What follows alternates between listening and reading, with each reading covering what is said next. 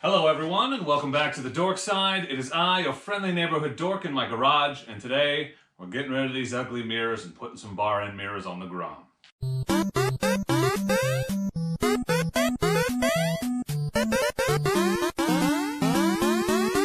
Welcome back to the garage.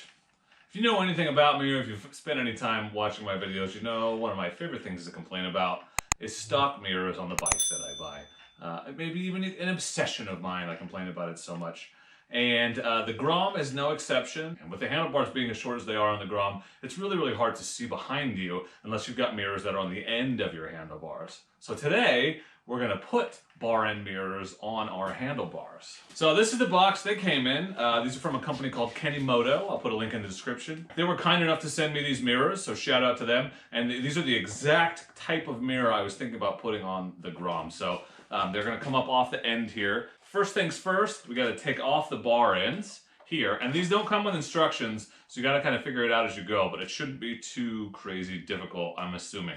Especially with the threaded bar ends here on the Grom. Step one, and potentially the hardest part, if you haven't done it before, is getting these bar ends, the stock bar ends off of the Grom handlebars, because they're a real pain in the butt. They're super Loctited, thread locks, whatever it is. I don't know what they use in Japan or Thailand. Where do they put these together? I don't remember. But anyway, it's really hard to get these off. I've heard of people heating them up with a blowtorch. I've heard of people drilling them out. But I read about a trick and I tried it and it worked really well. So I don't need to demonstrate it here because I already took these off once and broke the Loctite to get these grips on. But what you do is take a microfiber cloth or something, put it around this, and then just use a pair of vice grips, click, right here on the bar end, and then just snap, break it loose. Just loosen it just a little. And once it pops loose, you can get it out with a screwdriver, which is what I did. So that worked really well. So step one, bam, screwdriver. We're just gonna take these bar ends off. Start with this side. Why? Because you can see it. Awesome. Good work, idiot. It comes with the right size hex key. How convenient. It comes with this. If you've put on bar ends before, this, you know, that as you tighten this down, it expands inside the handlebar. So this is for bars that don't have threads in the end, but these totally do. So what you do is you just take this off and this off. And I should be able to, theoretically, screw this directly into that. I totally can. Okay, so on the Grom, it's even easier. All right, I'm gonna do what I should have done first. I'm taking these stock mirrors off. All right, step one, remove stock mirrors. It's very simple. Just loosen them, and they come off. What? Goodbye, CRF250L mirrors. You've been on a couple of bikes now. All right. Loosened, remoosened. I left this outside on this grip because it looked good with the stock bar end, but I think I'm gonna have to cut this off in order to make it work with this thing. I'm pretty sure. So that it's not rubbing. It may rub on the throttle tube anyway. But yeah, there's no turning it right now. Got this here fire orange, dollar store style razor blade. We'll cut this off. Sorry, Pro Taper Pillow Tops. You're just too damn big. There you go. Cut that down just a little tighter. Just trim the edges so there's no sticky bits. So I cut off quite a bit. Your stock grips probably won't have this problem. Right now it's turning, but will it when I tighten it down?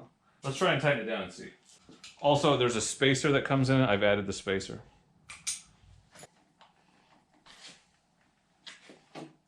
The lenses on these are kind of blue. I think that's an option. I don't think you have to have them that way.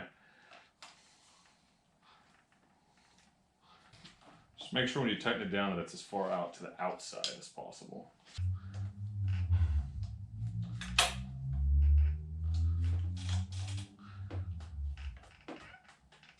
Ugh.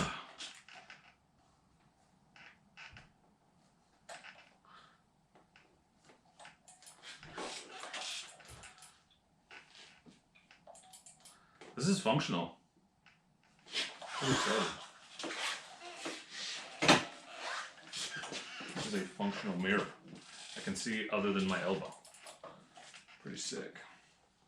I'm gonna call it right there. I'm gonna tighten this bad boy down. All right, look, and no, No sticking. I trimmed down the grip, and it's totally good. Totally good. And this is pretty solid. Alright, Kemimoto, so far so good.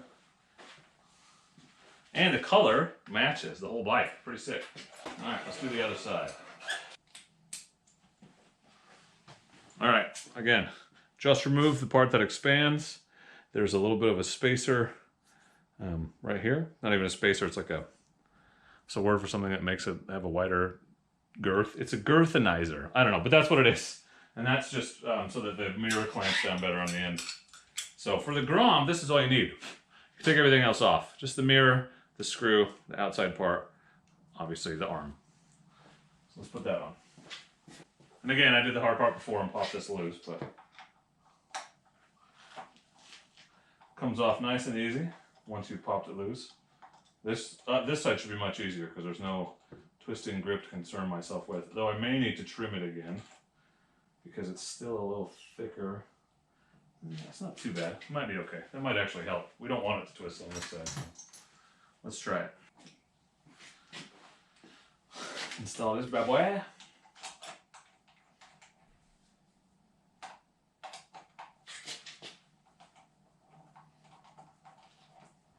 We'll just tighten it down right here on the thingy. We'll find the angle in a second here. Get it tight, but not all the way. Just to make sure I can actually see behind me. Man, that is sick. So nice to be able to see behind me. Let's get a look from the front at how they are. What do you think? Looks to me like they'll do the job, and they look a hell of a lot better. What do you guys think? What do you think about my Kemimoto mirrors?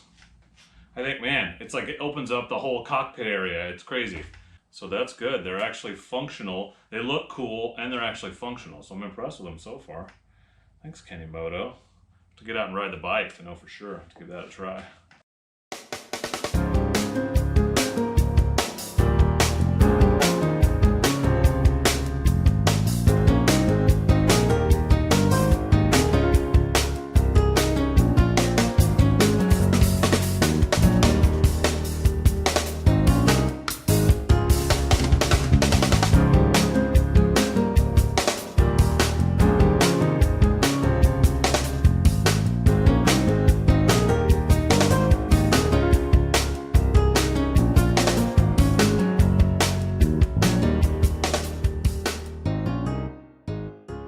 Just cruising around the neighborhood.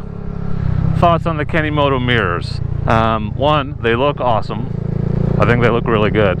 They're very small, which is good, I think. It's crazy what removing the mirrors right here does for the feeling of riding this bike and the overall profile. So when I sit back, oh yeah, okay, that's part of the problem. I was sitting too far forward. From back here, I can actually see pretty well behind me.